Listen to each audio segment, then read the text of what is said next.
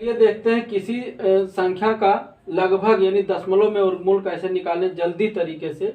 और घनमूल, देखिए वर्गमूल तो आप निकाल ही लेते हैं, बट घनमूल तो निकालना बहुत कठिन हो जाता है। अगर कोई संख्या परफेक्ट क्यूब नहीं होता है तो उसका हमें घनमूल दशमलव में कैसे निकालें, लगभग कैसे निकालें, तो ये हम चलो सीखते हैं। तो चलिए वर्गमूल और घनमूल आज हम दोनों सीखते हैं, ठीक है। जैसे देखिए कोई संख्या दिया 50, 50 का हमें वर्गमूल निकालना है। तो देखिए ये परफेक्ट क्यूब तो है नहीं, पूर्ण वर्ग संख्या नहीं है, तो पूर्णतः नहीं निकाला जा सकता, ये दशमलव में निकलेगा। और इसके लगभग हम कैसे निकालें, तो देखिए क्या करना है आपको, इसको 2 से भाग करना है। किसको, इसके आसपास का ऐसा संख्या लेना है जो पूर्ण वर्ग हो। तो 50 का वर्ग, 50 के आसपास 49, 49 का वर्गमूल कितना होगा 7।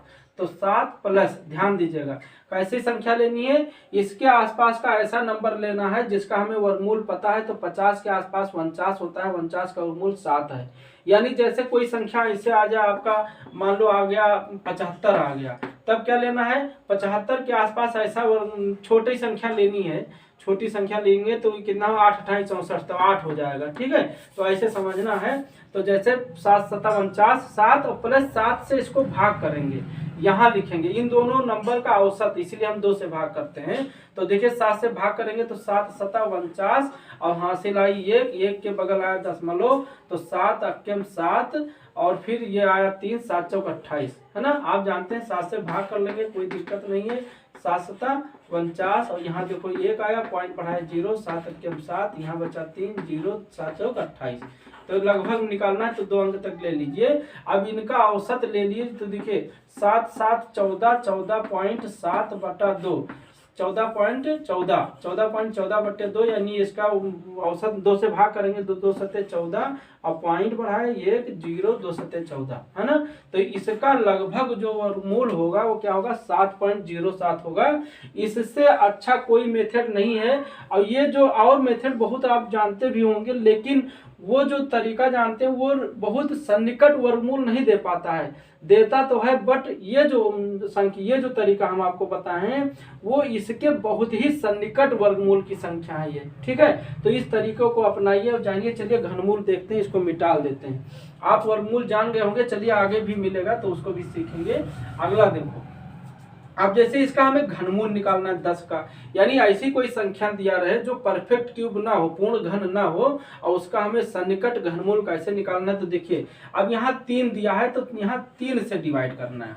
यहाँ 2 छिपा रहता है तो 2 से डिवाइड करते हैं, यानी औसत निकालते हैं। इसमें भी औसत निकालते हैं, लेकिन 3 संख्याओं का औसत होता है, बट वो आप ना जानिए, बस जानिए ये जो घनमूल में 3 से भाग करेंगे, वर्गमूल में 2 से भाग करेंगे। अब आपको भाग किसको करना है ये ध्यान देना है। देखिए पहले किसको, अब इसके आसपास का ऐसी संख्या लेना है जिसका हमें घनमूल पता हो। तो 10 के आसपास 8 होता है, 8 का घनमूल 2 होता है, नहीं कि 2 को 3 बार गुणा करेंगे 8 हो जाएगा। तो इसके आसपास 2 ऐसी संख्या, 8 ऐसी संख्या जिसका घनमूल क्या होता है 2, तो आपको 2 लिखना है। प्लस क्या करना है, फिर देखो 2 बार लिखनी है, क्या 2 बार लिखनी है, और प्लस तीसरी बार ये लिखनी है, यह ध्यान दो। देखो अब हमें 2 बार भाग करना है, 2 पंचे 10, फिर इस 5 को 1 बार और भाग करना है, तो 2 2.5 आएगा। तो यहाँ लास्ट वाला भागफल लिखना है 2.5। ध्यान देना है, दोनों भाजक माने ये दोनों भाजक हो गया और अंतिम भागफल हो गया। क्या करना है, अंतिम इनका क्या करना है, औसत निकाल देना है, यानी 3 से भाग कर देना है। तो देखो आंसर क्या आएगा, 2 2 4 और 2 6, 6.5 बटा 3, और 3 से भाग कर देंगे तो लगभग कितना आ जाएगा, 3 दूनी 6 और 3 अक्यम 3 और 2 आया, 3 छक 18। ये इसका लगभग घनमूल आया, ठीक है। अब अगला देखिए ध्यान से, अभी कंफ्यूजन दूर हो जाएगा अगर कोई कंफ्यूजन होगा तो। अब देखिए 150 का वर्गमूल निकालने, यानी 2 छिपा रहता है तो 2 से भाग करेंगे। अब इसके आसपास का ऐसा संख्या लीजिए जिसका हमें घन वर्गमूल पता हो। तो देखिए 12 बरहम 144, 13 3 169 हो जाएगा। तो 12 ऐसी 12 बरहम 144 ऐसी संख्या, ये चाक गिर गया मेरा, चाक उठा लेते हैं। तो 12 बरहम 144, तो 12 प्लस 12 से इसको भाग करिए, 12 को ऐसे इसको भाग करिए, जो आवा यहाँ लिखना है। तो 12 क्यम 12 और 3 0, 12 दूना 24, ये हम समझा रहे हैं, आप वैसे यहाँ लिख सकते हैं। यहाँ आया 6, है ना, 6 आया, पॉइंट बढ़ाया 0, 12 पंचे 60, कितना आया 12.5। अब इन दोनों का औसत लेंगे तो देखो 12 12 24 हो गया, 24.5। आपको हम समझा रहे हैं, समझ थोड़ा लगेगा, बट आप जब जान जाएंगे तो बहुत तेजी से करेंगे। 24.5 का आधा तो 12.25 हो जाएगा, यानी इसका जो सन्निकट वर्गमूल होगा वो क्या होगा 12.25 होगा।